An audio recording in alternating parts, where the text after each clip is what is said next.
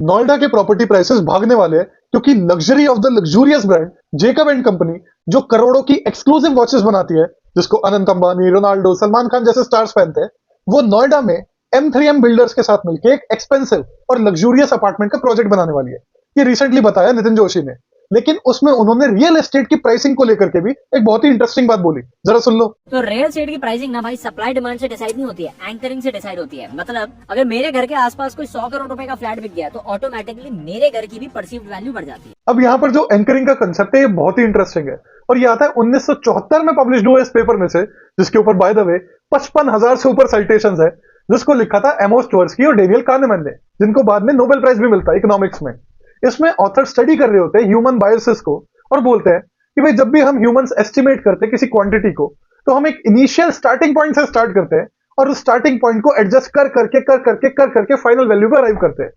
Different starting points हमें different final values देते हैं, जो फाइनल वैल्यूज बायस्ड होती है टुवर्ड्स द इनिशियल वैल्यूज। मैं आपको एक एग्जांपल देकर समझाता हूं।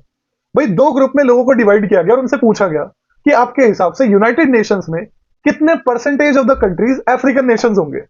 और ये बोला कि भाई इससे पहले आप एस्टिमेट करो, हम आपके सामने एक चक्री घुमाकर आपको दिखाएंगे जिसपे 0 to 100 तक वैल्यूज थी। तो पहले ग्रुप के लिए जब चक्री घुमाई गई तो वैल्यू आई 10 और उनको दिखाया गया, उनसे पूछा गया कि आपके हिसाब से आपका जो एस्टिमेट है ये 10 से ऊपर है या नीचे है, और उसके बाद का एस्टिमेट करो।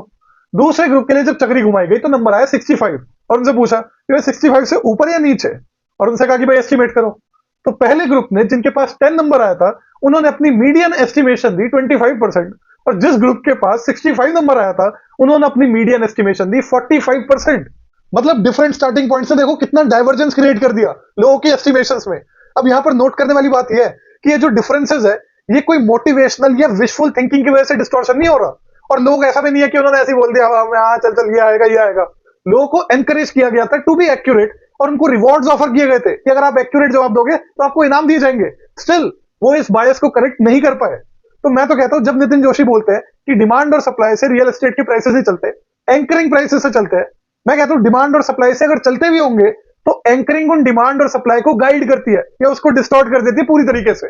अब आज की डेट में नोएडा के लिए एंकरिंग बनती है गुड़गांव के प्राइसेस की। नोएडा के बिल्डर बोल के बेचते हैं भाई साहब जो चीज आपको गुड़गांव में 10 करोड़ रुपए की मिल रही है वो आपको नोएडा में 4 करोड़ रुपए की मिल जाएगी। लेकिन जेकब एंड कंपनी के इस प्रोजेक्ट के बाद में भाई एंकर शिफ्ट होगा नोएडा, क्योंकि ये सबसे लग्जरी प्रॉपर्टी है पूरे इंडिया की। जितनी पास एंकर होगा उतने ज्यादा प्राइसेस बढ़ेंगे। अब एंकर गुड़गांव से नोएडा शिफ्ट होगा या नहीं होगा ये बात तो तय है कि अगर जेकब एंड कंपनी नोएडा में ये एक्सपेंसिव लग्जूरियस अपार्टमेंट का प्रोजेक्ट बनाती है तो नोएडा में आसपास के रीजन्स में एटलीस्ट प्राइसेस प्रॉपर्टी के खूब बढ़ने वाले, उसी के एंकरिंग इफेक्ट की वजह से।